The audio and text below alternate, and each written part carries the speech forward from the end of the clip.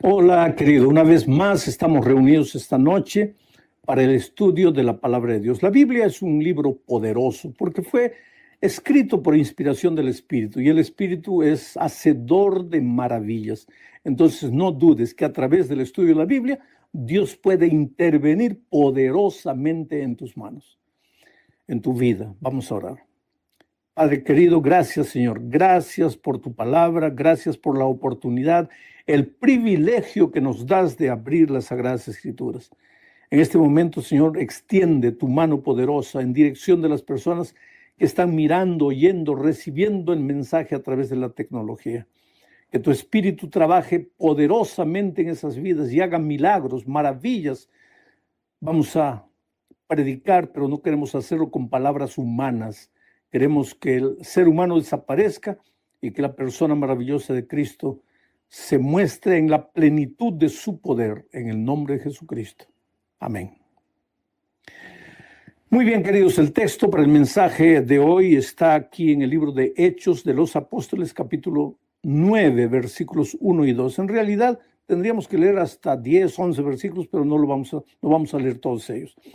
Saulo, respirando aún amenazas y muerte contra los discípulos del Señor, vino al sumo sacerdote y le pidió cartas para las sinagogas de Damasco a fin de que si hallase algunos hombres o mujeres de este camino los trajese presos a Jerusalén.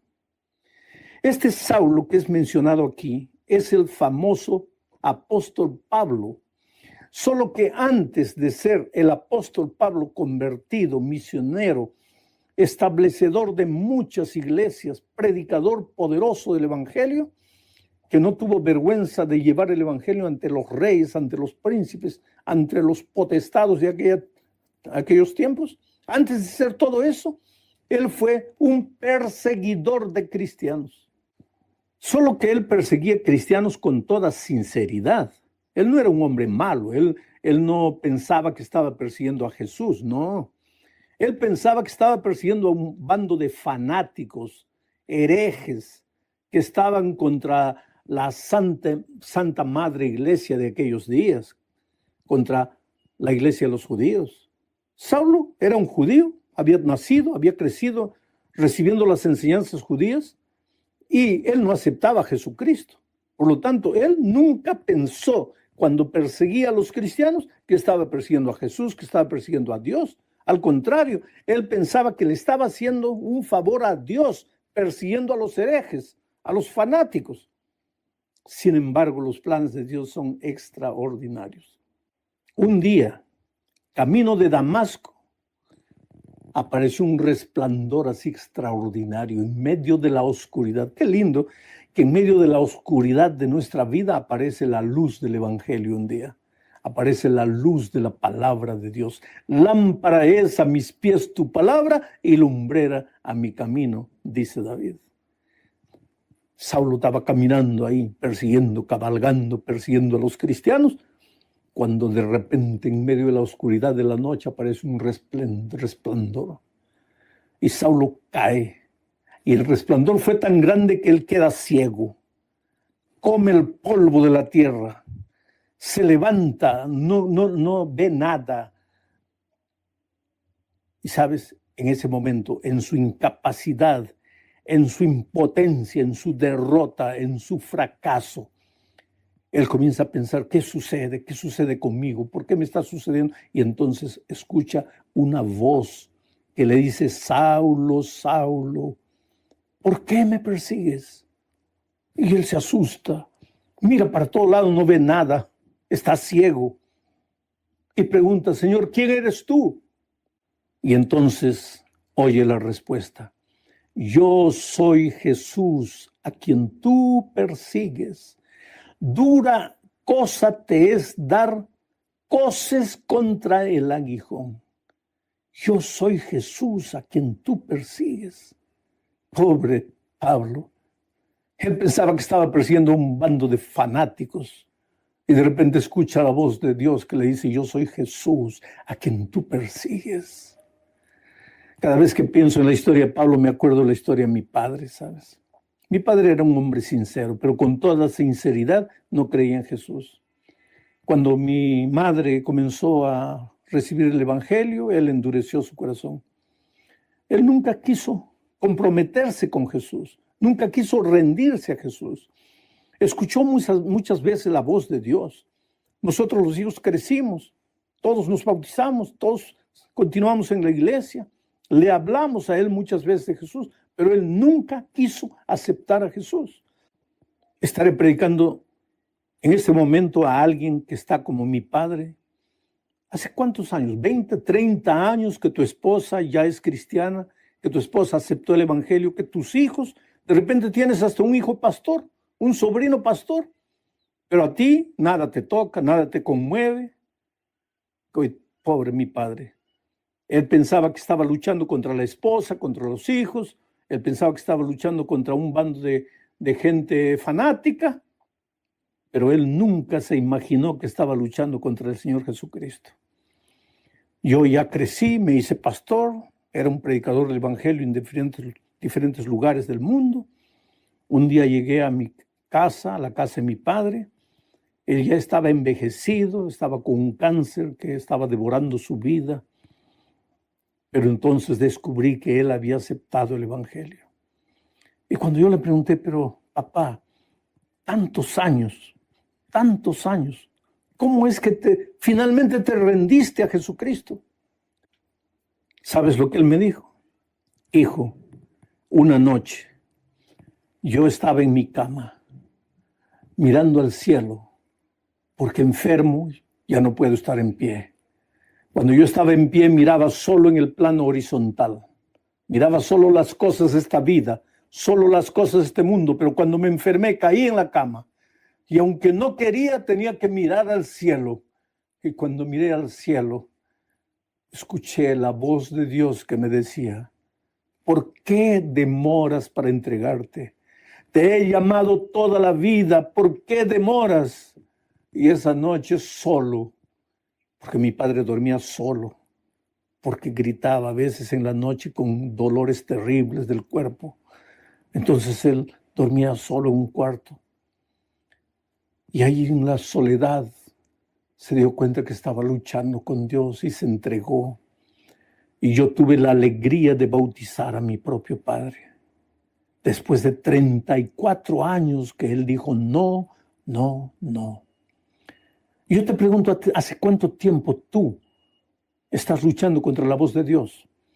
¿Hace cuánto tiempo tú estás endureciendo tu corazón? Hoy es el día de buena nueva. Hoy es el día de salvación. Pablo fue un hombre sincero, porque cuando se dio cuenta que estaba luchando contra Dios, que estaba persiguiendo a Jesucristo, él hizo la pregunta, antes de eso, ¿quién eres tú, Señor? Y su pregunta estaba correcta, ¿quién eres tú, Señor?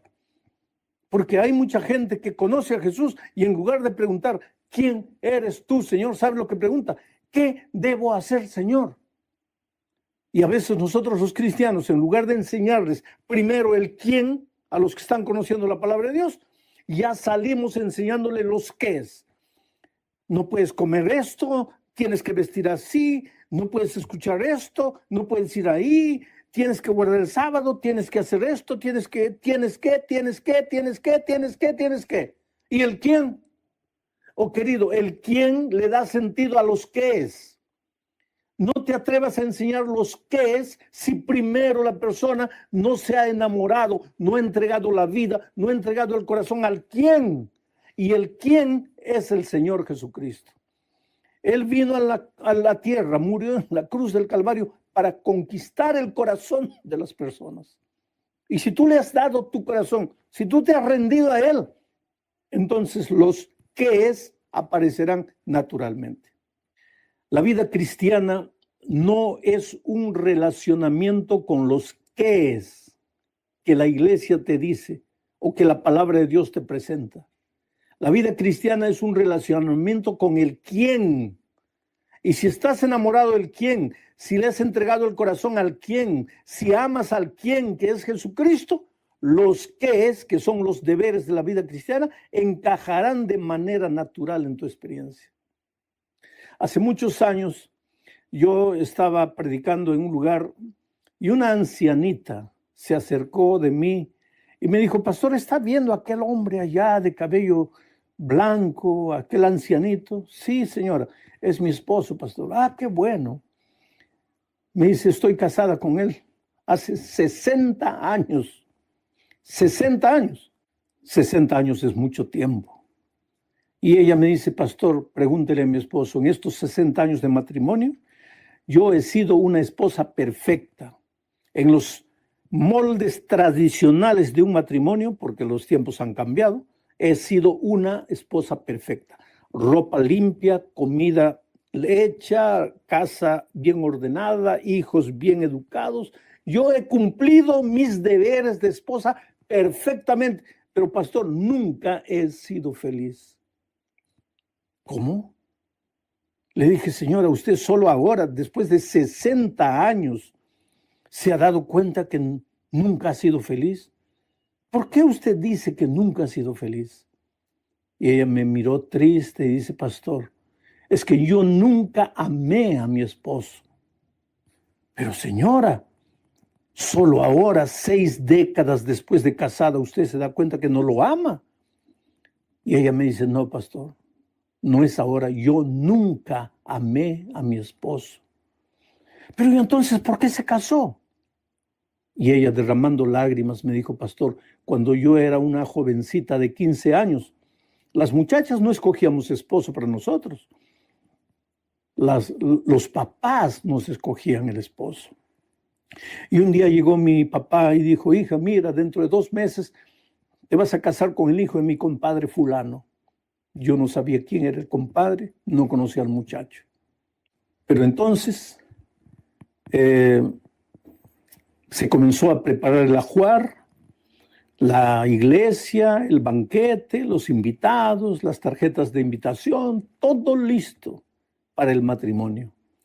Faltando 2 días para el matrimonio, mi papá me llevó a la estación del ómnibus, que iba a llegar mi novio. Yo nunca lo había visto, nunca había hablado con él, yo no lo conocía, no sabía quién era. Yo simplemente estaba obedeciendo lo que mi papá me decía, te vas a casar con el hijo de mi compadre fulano. Y cuando los pasajeros comenzaron a bajar del ómnibus, yo mirando, ¿será? ¿Quién será? ¿Cómo será? ¿Me gustará? ¿No me gustará? Y mi padre me dijo, es aquel muchacho, lo miré, pastor, no me gustó. Pero 2 días después tuve que casarme. Y mis padres me habían enseñado, hija, una esposa perfecta hace esto, esto, esto y esto. Una esposa perfecta no hace esto, esto, esto y esto. Y he estado casada con él, pastor, durante 60 años. Puede preguntarle, he sido una esposa perfecta, pero nunca he sido feliz. Porque nunca he logrado amarlo. Yo lo respeto, yo lo considero, pero yo no lo amo. Y ahora te pregunto, ¿cómo se puede ser feliz con una persona a quien no se ama? ¿Cómo se puede ser feliz? En la vida cristiana es igual. Si tú quieres ser feliz en la vida cristiana, lo primero que tienes que hacer es enamorarte del Señor Jesucristo, amarlo con todo tu corazón, rendirle tu vida. Entonces, solo después que amas a Jesucristo, todas las responsabilidades de la vida cristiana las vas a hacer con placer, con alegría. ¿Por qué? Porque estás haciendo para la persona que amas. Pero si tú no amas a Jesús y solo aprendes los deberes, los qués, esto, tu corazón siempre va a estar vacío, porque vas a cumplir tal vez a perfección. Porque yo digo muchas veces, tú como cristiano puedes mirar a Jesús y decirle, Señor, estoy casado contigo hace 20 años, porque el bautismo es una especie de matrimonio con Cristo. Estoy casado contigo hace 20 años, o 15 años, o 5 años, a 1 año. Y Señor, en todo este tiempo tú sabes que he sido un buen cristiano, me he esforzado, he cumplido, he seguido todo, pero no soy feliz. ¿Y por qué no eres feliz? Simplemente porque no estás enamorado del Señor Jesús. Por eso Dios dice, hijo mío, dame hoy tu corazón, dame tu corazón.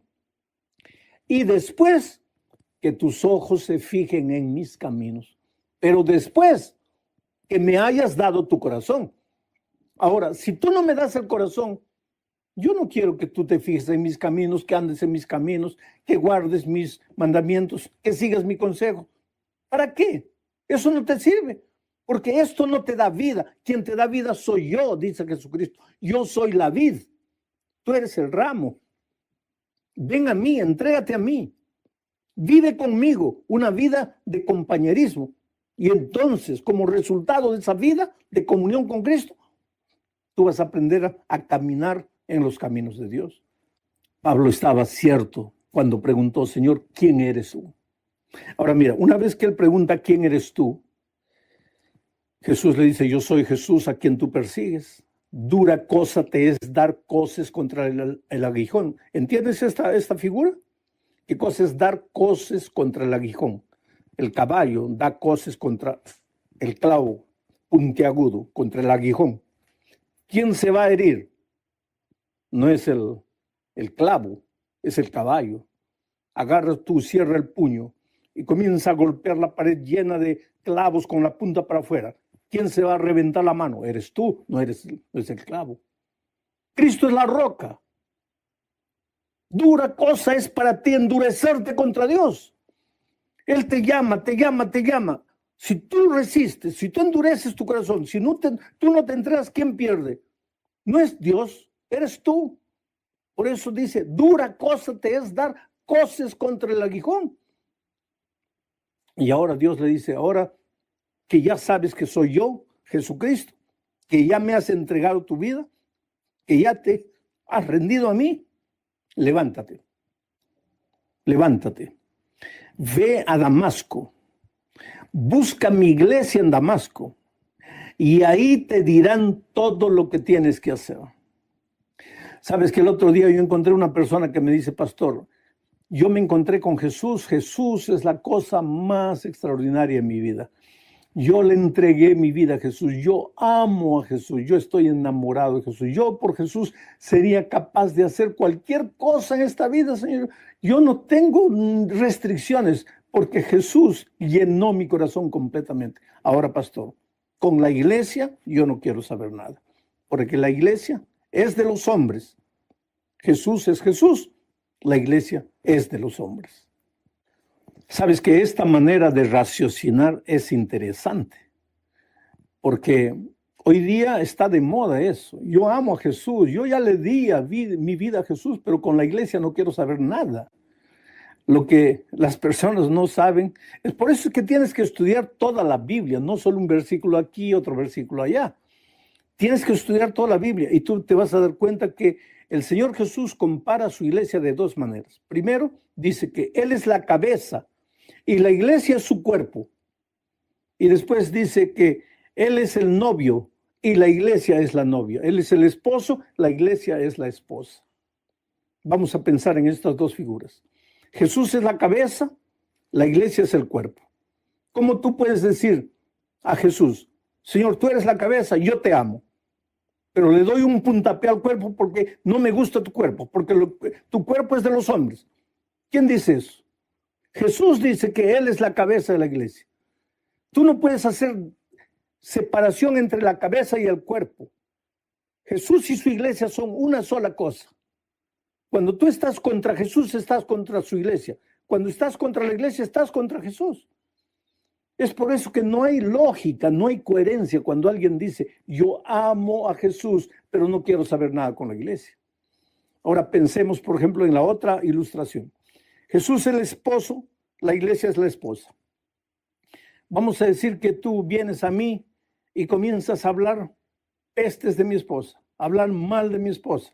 Yo no te voy a permitir. ¿Por qué? Porque yo soy el esposo. Tienes que respetar a mi esposa. Entonces, ¿tú cómo piensas que se siente el Señor Jesucristo cuando tú hablas pestes de su esposa, que es la iglesia?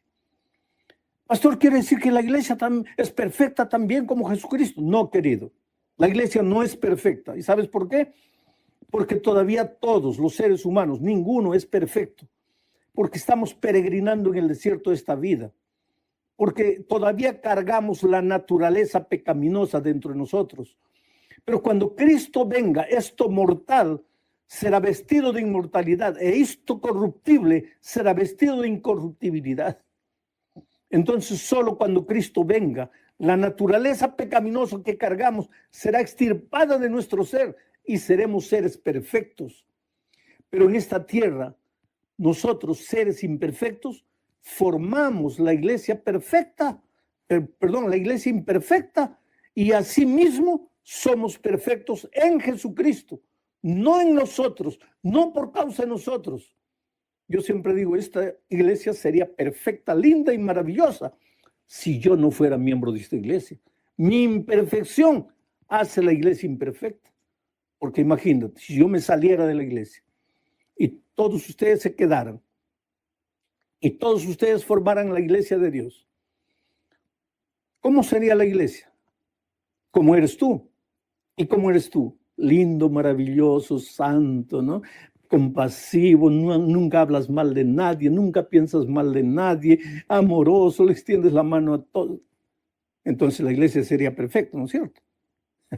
Querido, es porque tú y yo no somos perfectos que esta iglesia no es perfecta, pero es la iglesia de Dios. Por eso Jesucristo, cuando encontró a Saulo en el camino de Damasco, una vez que él se entregó, le dijo, ahora ve a mi iglesia. Y él fue. Y un poco después se bautizó. Porque si tú te has encontrado con Jesucristo, correrás a su iglesia para agradecer a Jesús y te bautizarás. Y dentro de poco te voy a explicar por qué debes bautizarte. ¿Te acuerdas del Señor Jesucristo que un día encontró a un hombre paralítico y después él quiso... En otra ocasión encontró a un ciego también y ellos quisieron agradecer y Jesús no estaba más. Y entonces estos hombres fueron a la iglesia, al templo, a adorar. Y cuando estaban adorando en el templo, ahí encontraron a Jesús. ¿Por qué? La iglesia no te salva, Jesús te salva. La iglesia no te cura, Jesús te cura. Pero no me digas que has encontrado a Jesús si no estás en su iglesia. Débil o imperfecta como la iglesia puede ser en esta tierra, es la niña de los ojos de Dios. No te atrevas a hablar mal de ella. Entonces Saulo fue y ahí en la iglesia le dijeron lo que tenía que hacer y se bautizó. ¿Por qué tienes que bautizarte? Porque crees en Jesucristo. Entonces venga aquí, yo lo voy a levantar en mis hombros y vamos a cruzar juntos. No, Señor, ahí no. Es mucha gente así. Oh, Señor, yo creo, yo te entregué mi vida, Señor, yo me rendí, tú eres lo maravilloso en mi vida. Entonces bautiza. No, todavía no. Oh, querido, Pablo encontró a Jesucristo en su camino, fue a Damasco, habló con la iglesia y se bautizó. Muchos de ustedes que me están escuchando estos días ya han estudiado la palabra de Dios, ya han recibido el mensaje de Dios en su corazón, ya conocen las enseñanzas bíblicas. ¿Qué impide que te bautices? Entrégate a Jesucristo, ríndete a Jesucristo. A lo largo de mi vida he visto gente en muchos lugares, ¿sabes? Sufriendo, luchando.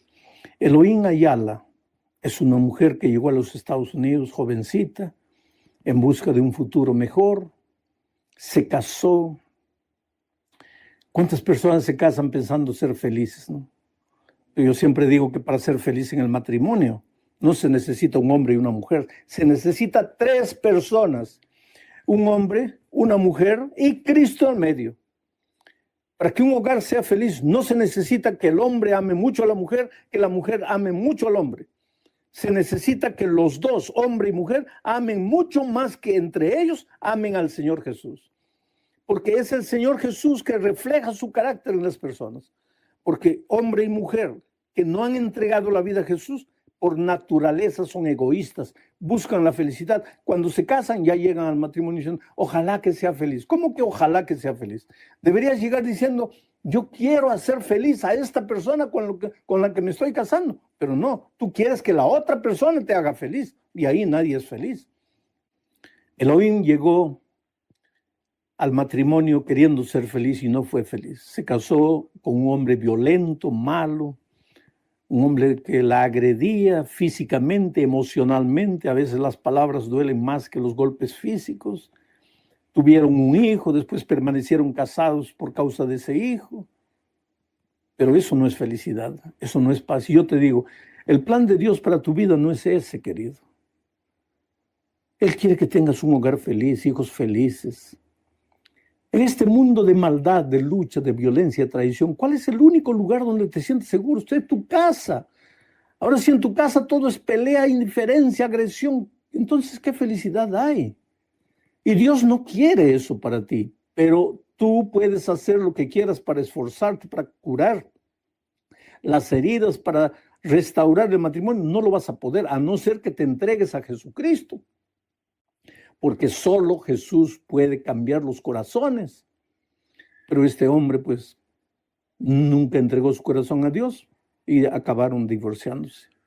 Años después ella conoció a otro hombre, pero un hombre sensible a la palabra de Dios.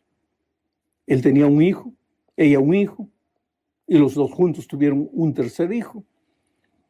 Entregaron su corazón a Jesús. Jesús habita en la familia de ellos y hoy día son una familia feliz. Y se bautizaron hace poco. Y ustedes pueden ver ahora ahí en la pantalla la fotografía de ella, que entregó su vida a Jesús. A lo largo de mi vida he encontrado gente que llega a un punto en que no sabe qué hacer. Es interesante como cuando Dios llama, por ejemplo, Él llama así, con una voz suave y mansa: hijo, entrégate a mí. Hay mucha gente que corre y se entrega. Hay otros como Saulo de Tarso, que hay que hacerlos caer en la tierra. Hay que comer polvo, hay que sufrir. Yo conozco gente que se entrega a Jesucristo a la orilla de la muerte, cuando va a morir. Pero qué bueno es Dios, que siempre está con los brazos abiertos esperando. Hay algunos a quienes hay que sacudirlos. Hay algunos en cuya vida hay que operar un milagro, pero así de dimensiones extraordinarias. Sea como sea, querido, Dios te está llamando. Hace mucho tiempo te está llamando. Y necesitas entregarte a Jesús. Tú jamás serás feliz sin Jesús, porque un día saliste de las manos de Dios. ¿Cómo puedes ser feliz separado de Dios? Tienes que devolverte a Él, tienes que entregarte a Él. Sí, pero ya me entregué a Él, pero no quiero nada con la iglesia. Pero ¿cómo puede ser eso? Si Cristo es la cabeza y la iglesia es su cuerpo. Por eso, en el Apocalipsis, en el último capítulo, en el capítulo 22, dice: el Espíritu y la iglesia dicen ven. El Espíritu de Dios te llama, la iglesia también te llama. ¿No fue un miembro de iglesia que te invitó para asistir a estas conferencias? El Espíritu y la iglesia dicen ven. Y aquel que oiga, diga ven. Tú has oído, tú también invita a otra persona. Ven y beba del agua de la vida. En Jesucristo hay paz, hay felicidad, hay victoria. Entrégate a Jesús. Yo voy a hacer una oración para que el Espíritu trabaje en tu vida. Y tú manifiesta tu decisión de bautizarte o de estudiar la Biblia o de unirte a la iglesia a través de los teléfonos que están ahí, a través de la dirección electrónica que está en la pantalla. Vamos a orar.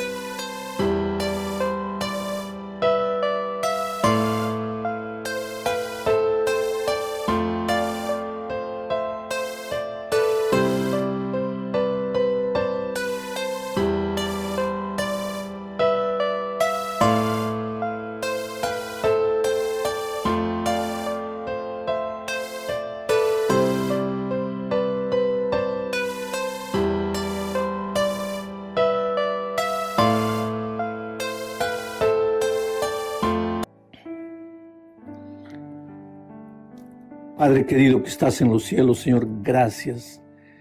Gracias porque un día encontraste a Pablo, a Saulo, camino de Damasco y lo transformaste en el apóstol Pablo. En este momento miles de personas te están entregando el corazón y ellas no tienen idea de a dónde tú las llevarás. Tal vez entre esas personas que en este momento te están entregando la vida estén los futuros predicadores del Evangelio, los futuros ancianos de iglesia, los futuros líderes de iglesia, hombres y mujeres que transformados por ti harán maravillas por tu causa. Pero Señor, en este momento ellos se están rindiendo, te están diciendo: yo quiero aprender más de ti, más de tu palabra, yo quiero conocerte mejor, yo quiero amarte, darte mi corazón. Señor, responde la oración de toda esa gente y haz maravillas, haz milagros en la vida de ellos, en el nombre de Jesucristo. Amén.